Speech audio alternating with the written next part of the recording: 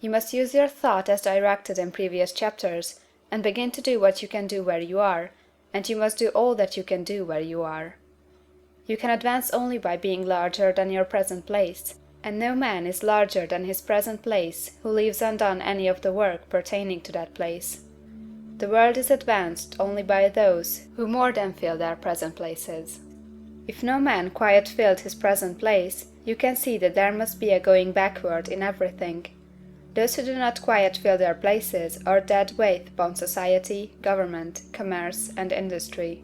They must be carried along by others at a great expense. The progress of the world is retarded only by those who do not fill the places they are holding.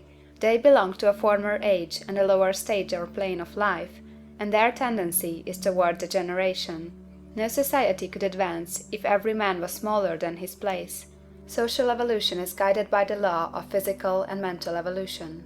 In the animal world, evolution is caused by excess of life. When an organism has more life than can be expressed in the functions of its own plane, it develops the organs of a higher plane, and a new species is originated. There never would have been new species had there not been organisms which more than fill their places. The law is exactly the same for you. Your getting rich depends upon your applying this principle to your own affairs. Every day is either a successful day or a day of failure, and it is the successful days which get you what you want. If every day is a failure, you can never get rich, while if every day is a success, you cannot fail to get rich. If there is something that may be done today, and you do not do it, you have failed in so far as that thing is concerned, and the consequences may be more disastrous than you can imagine. You cannot foresee the results of even the most trivial act. You do not know the workings of all the forces that have been set moving in your behalf. Much may be depending on your doing some simple act. It may be the very thing which is to open the door of opportunity to very great possibilities. You can never know all the combinations which Supreme Intelligence is making for you in the world of things and of human affairs. Your neglect or failure to do some small thing may cause a long delay in getting what you want. Do, every day, all that can be done that day. There is, however, a limitation or qualification of the above that you must take into account. You are not to overwork, nor to rush blindly into your business in the effort to do the greatest possible number of things in the shortest possible time. You are not to try to do tomorrow's work today, nor to do a week's work in a day. It is really not the number of things you do, but the efficiency of each separate action that counts. Every act is, in itself, either a success or a failure. Every act is, in itself, either effective or inefficient. Every inefficient act is a failure, and if you spend your life in doing inefficient acts, your whole life will be a failure. The more things you do, the worse is for you, if all your acts are inefficient ones. On the other hand, every efficient act is a success in itself, and if every act of your life is an efficient one, your whole life must be a success. The cause of failure is doing too many things in an inefficient manner and not doing enough things in an efficient manner. You will see that it is a self-evident proposition that if you do not do any inefficient acts, and if you do a sufficient number of efficient acts, you will become rich. If now it is possible for you to make each act an efficient one, you see again that the getting of riches is reduced to an exact science like mathematics. The matter turns then on the questions whether you can make each separate act a success in itself, and this you can certainly do. You can make each act a success, because all power is working with you, and all power cannot fail. Power is at your service, and to make each act efficient, you have only to put power into it. Every action is either strong or weak, and when everyone is strong, you are acting in the certain way which will make you rich.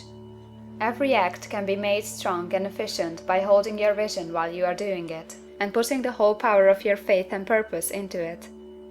It is at this point that people fail to separate mental power from personal action. They use the power of mind in one place and at one time, and they act in another place and at another time. So their acts are not successful in themselves. Too many of them are inefficient. But if all power goes into every act, no matter how commonplace, every act will be a success in itself.